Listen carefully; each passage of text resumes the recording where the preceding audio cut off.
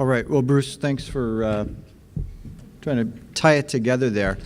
So I think what we definitely heard in this, I mean, the session was meant to be broad, to introduce the notion of threats, and I think from a long-term perspective,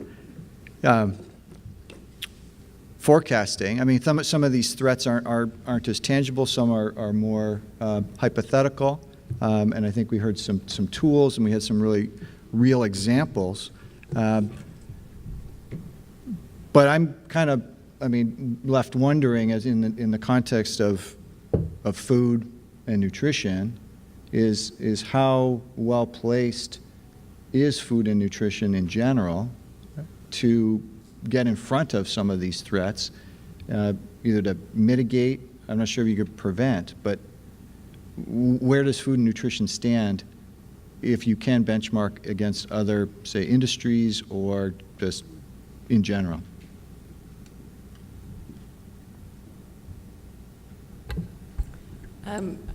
So the one thing I didn't talk about, I think food, I would argue, is behind in terrorism, certainly from a critical infrastructure. At least it has not been acknowledged as a critical infrastructure early, at least after 9/11. Certainly, we haven't had as many challenges with it as we have transportation, for instance. I would say that probably the biggest challenge right now I would focus on is cyber, and food is dead last in protecting against cyber threats. And as we look at all of the industries, we see now food continually escalating as the most attacked infrastructure. So I think it's second only to some retail locations now. So what are your operation systems? Are they online? Could they be hacked? What processes do you have in place? Is your password? So I think cyber is a real space from an intentional attack perspective that food is behind everyone else.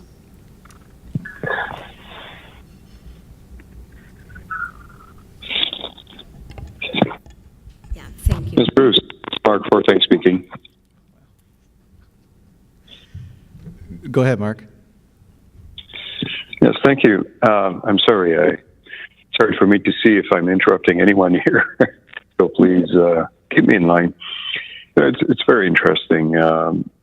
Bruce, you were speaking about the complexity of the supply chains, Amy about threats, intentional threats, vulnerabilities, and Tina about external factors such as climate. I think at the end of the day, there's going to be disruption of our system or some of our systems. The question is, how can we build resilience in our system? It's going to be difficult to mitigate every type of threat. I'm not saying we shouldn't try, but it's going to be challenging to mitigate against all kinds of threats. How do we build resilience such that no matter the threat or the event or the disruption, we can continue to operate to some extent? We can continue to ensure safety. We can continue to maintain supply chains to some extent. And resilience is not necessarily, I'm interested as to views of other speakers about the notion of resilience, but it's partly a notion of culture, how we do our business. Anyway, the question of resilience, I think, is something worth exploring further. Thank you. Thanks, Mark. Christina? Yes, thank you. From the point of view of climate change adaptation, and I spoke mostly about mitigation, then let me give you a little bit of briefing of how food safety is addressed in adaptation plans. So, for example, in Europe, I have recently analyzed all the adaptation plans of the 27 EU countries, and from the health point of view, for the World Health Organization and for the European Commission, and food safety and nutrition are part of the issues that countries are addressing, but they are very well addressed from a more general point of view of prevention. Like, for example, there are rapid alert systems in which if temperatures are going to be very high, you can think about refrigeration. And then we have an opportunity in refrigeration, to improve the cold chain and the refrigerants that we use in terms of climate change mitigation. But in terms of how food safety and nutritional issues are addressed, it's something that has been already included in the adaptation plans. In industrialized countries, this is still missing in low-income countries and medium-income countries as well. Yeah,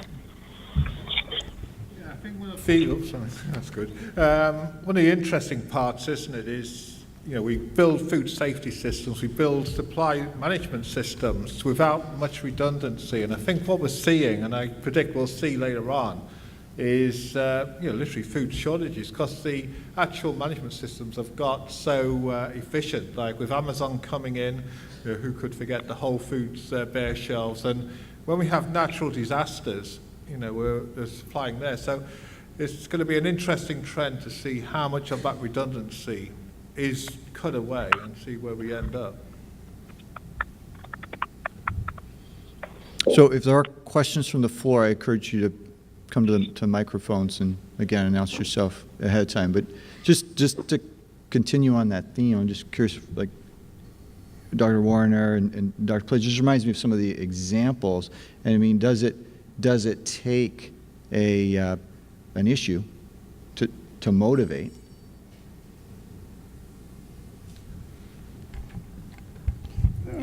I haven't said anything about terrorists with algal toxins. Beta-toxin and paleotoxin are more toxic to humans than ricin.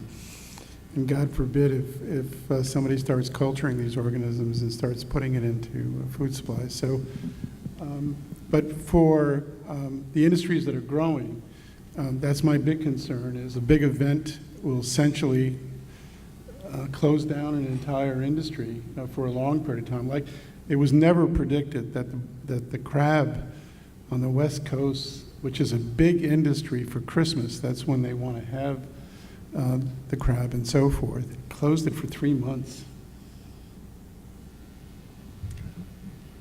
Good. Can you hear me? Okay. This is a question for Bruce. Bruce, you presented a very elaborate total system with a lot of high technology. How can this system be applied more universally, especially for small businesses?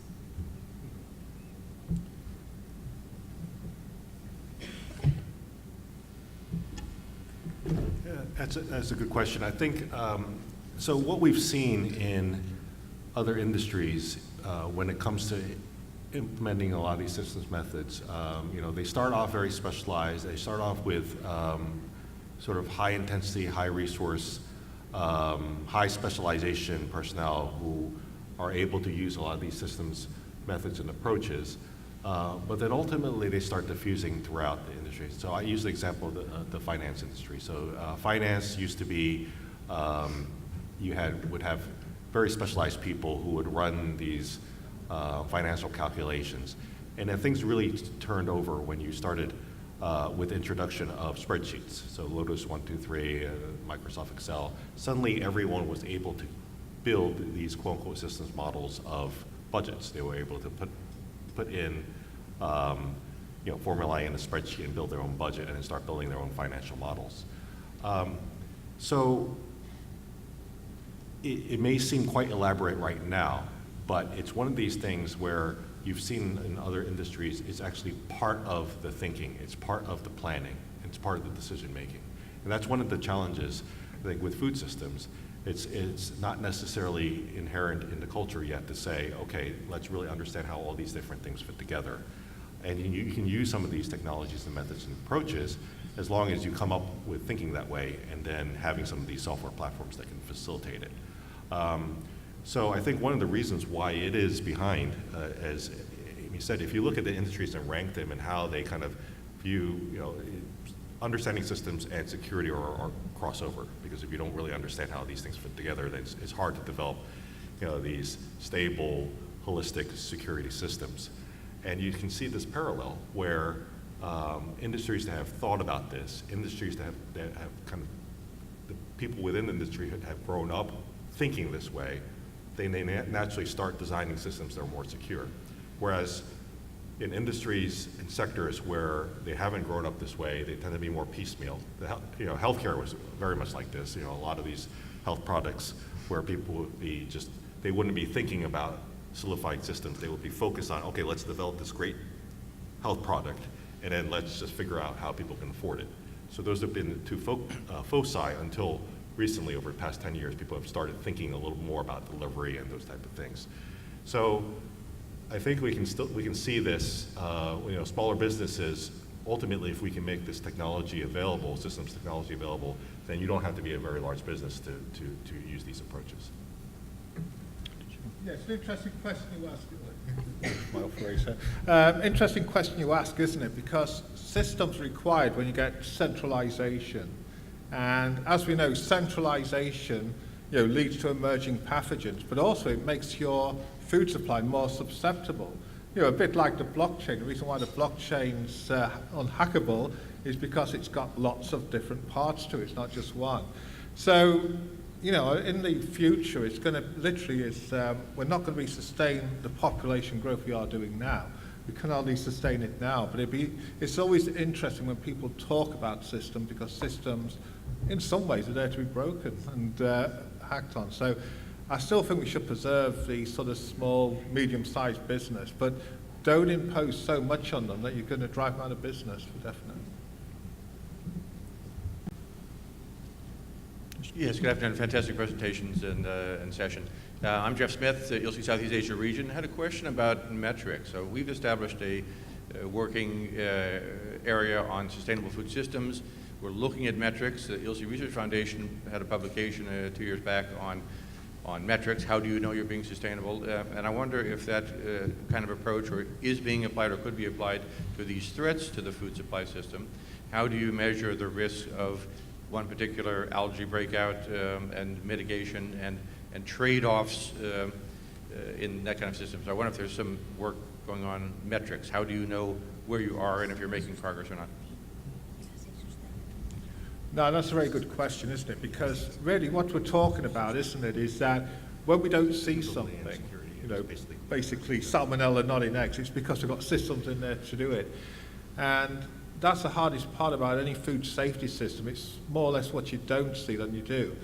Going back to foodborne illness outbreaks, I don't think we'll ever come the time, like they predicted in 1995, that salmonella will be extinct. We'll always have those for one reason or another. And it is a good question, like, is it because we don't get bioterrorist attacks? But how many attacks are attempted and things like that? So, yeah, metrics is always difficult, isn't it? Any other comments? No? Yeah, I guess the other question is, when you're doing metrics, is what are you measuring in terms of the impact? I mean, there's different perspectives. So especially if you say you have an outbreak,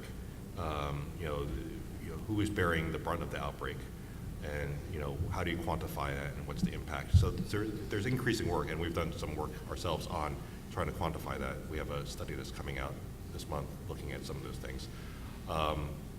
But that's also another question as well, because depending on your perspective, the impact of a threat or a problem can be quite different. Yeah, individually, yeah.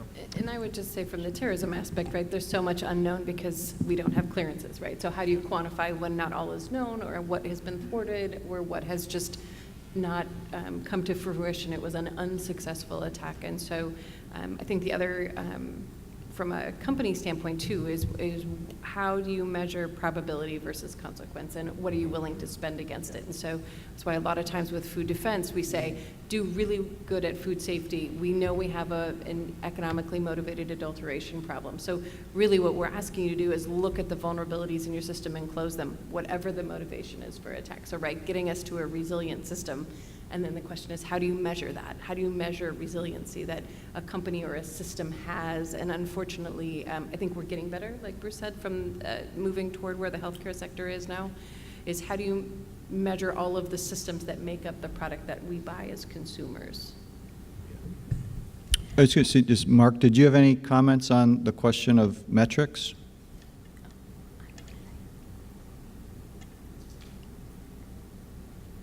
Okay. Christina, I guess.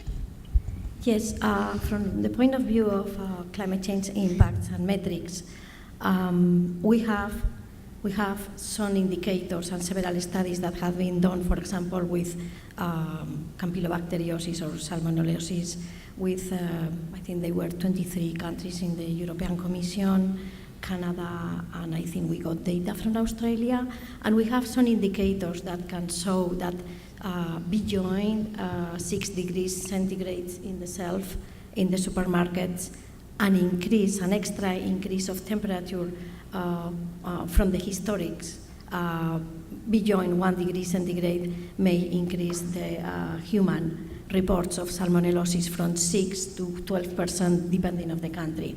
So we have some indicators, and usually they are looking into time series analysis and historics, and they fit very well with the risk assessment that we have done previously in salmonellosis for eggs, what we can find. And in fact, they have changed the legislation in the European Commission or in Europe, or how you storage eggs after this study. So, we are looking for those indicators as well.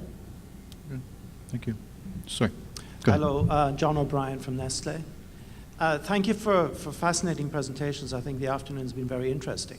The issue of redundancy was mentioned, and I have a comment and a question. So for me to comment on redundancy, it's not about redundancy. It's got to be more specific than that. And then when we come to resilience thinking, of course, this is the buzzword right now, but resilience costs money. And we work in an industry that is not a high margin industry. And you can have 80% redundancy and still not have resilience. And then where do you put your resilience? And I keep thinking again of Fukushima Daiichi. Again, there were two, as it's explained to me, two main issues there with number one, the tsunami, and then the impact of the earthquake. And so there were multiple failures there, and it's easy to make a resilience for one failure, but how do you propose, panel, advising those who are confronted with having to plan for the unthinkable? How do you advise us to invest in resilience measures that make sense and will actually get to get past senior management? I think that's sort of directed at me. As I go into companies, I think the first step is understanding your supply chain from origin through to consumption, and that's what I find most companies don't know. They know, an entire company knows they buy cumin from Gary, the spice guy in their company. They have no idea where that is being globally sourced, so they don't know that it's coming from Syria, and Syria is politically unstable, right? And so that may affect their global sourcing. So I think the first step is to really understand where your supply chain is. And then secondly, to really look at where you have vulnerabilities in that system. Where you don't need redundancy everywhere. Where do you need redundancy and where do you not need redundancy? And going back to Joseph's conversation this morning, base it on risk. What's our risk profile for each ingredient or for the products that we're producing or for where we're sourcing? So I think it's a multi-steps. I don't think it's a step. It's a lot of work, but I think it starts with understanding that entire supply chain of products. I love to use the cheeseburger as an example, and most people I say, how many ingredients in a cheeseburger? Well, depending on the recipe, it's 84. To me, that's 84 supply chains that you need to completely understand to protect that cheeseburger. It's overwhelming. Okay, next, go into what's the risk profile? What's the most risky item? Is it the actual item itself, spices, ground, very expensive, highly adulterated? Or is it, versus beef, which maybe I'm sourcing locally or domestically and I know my supplier? So, trying to understand that. Or am I sourcing from a country of concern? Or does it pass through a route? Or do we have we had trouble with that in the past? Honey, right? If you all are sourcing honey, you best know where it's coming from, right? So that's where I would start, but I don't think everything has to be redundant. I think components have to be redundant, and to be resilient, I think you have to understand the complexity of the system that you have to deal with. Essentially, what Amy was describing there is you have to first create a systems map. You have to know where everything fits together. And as Amy mentioned, you ask businesses or organizations that question, and most of the time you won't really get a full answer. You might get like a first degree answer, but beyond like the first degree, people won't know what's connected. And then the second part is the modeling part, because then that's when you can test different things. And again, yeah, redundancy is the simple answer to resilience, but it's not the total answer. I mean, it's one potential solution. There are many other ways to create resilience, and that all depends on how things are connected. Yeah, thank you. In terms of climate change, what we have been doing was to do overlapping mapping of vulnerabilities in order to create resilience in some coastal areas. Then, for example, if we know that for every degree centigrade increase of surface temperature, our methyl methylation is increasing at 8%, so we know that those fisheries in that area will have more methyl mercury that is allowed or we are expecting. Something similar with Vibrios, okay? Say in, the Gulf of Mexico.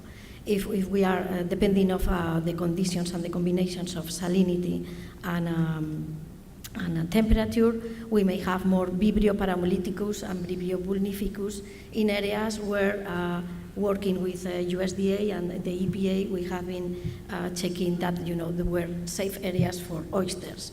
So we are looking these areas of vulnerability, or you may know much more, talking about marine toxins, or we have been doing this a lot in other areas. For example, I work a lot in Kenya, doing vulnerability and risk assessments together for mycotoxins, and that's what is bringing us the resilience, the capability of resilience when we find out what we have. I might just add one more comment. I know I talked about resiliency and ingredients and sourcing. It's also in your people, in your culture, and your plans. And so without those, you can't obtain resilience, which I think everyone knows, but to emphasize. Thanks. Hello, Christy Reimers with Conagra Brands, and my thinking is going to greenhouse gas emissions as a threat to the global food supply. And do you think there's enough emphasis being placed on food waste, so that part of the food system, as opposed to thinking that we're going to change consumers' behaviors completely from beef eating to vegan, which I think that's an aspirational but not very realistic view. And it seems like food waste, and I see nodding heads, but I think that's something we really need to focus on, and certainly something that, as the food industry, sometimes we feel like processed food is a dirty word, but in fact, processing and preserving food, I think, is one of the key answers to less food waste. So I wonder if you have any additional comments. Yeah, thank you so much for the question. I have erased 5 slides of food waste because I did not have the time, So I really appreciate the question. But definitely, when you are thinking food systems, food waste is essential. And right now, food waste with the food, this morning the first speaker mentioned that we need to increase the food production in 60%. But with the food waste that we have right now, we can feed all the people that are hungry right now as well. With the food that we waste in the US and in Europe together. So, if we were distributing this food in another way, anyway, things are this way. We can think, for example, the European Commission has the circular economy, has legislated that by 2030, the food waste has to be decreased in 30% of what we have right now.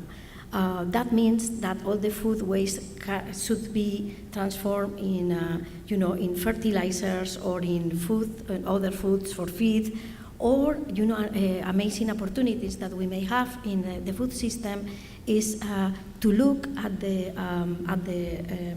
expiration dates, the food safety that we have been working all our life, thinking, oh, yes, we have to tell consumers that after 5 days, they have to throw it away. Come on, we work on microbiology. We know that this is not really necessary. It's just a way to cover, the liability of the industry, but we know that there is more time. So people can think in, in first studying all these opportunities on studying the expiration dates, what we can do. Can people freeze the food? Can we recook? How we can recover that so there is no food waste. To decrease a 30% food waste in Europe is major words. You can transform that in energy, or, there are many options, but 30% is major words. And right now, you go to a supermarket in Europe, and they don't tell you plastic or paper. You need to bring your bag.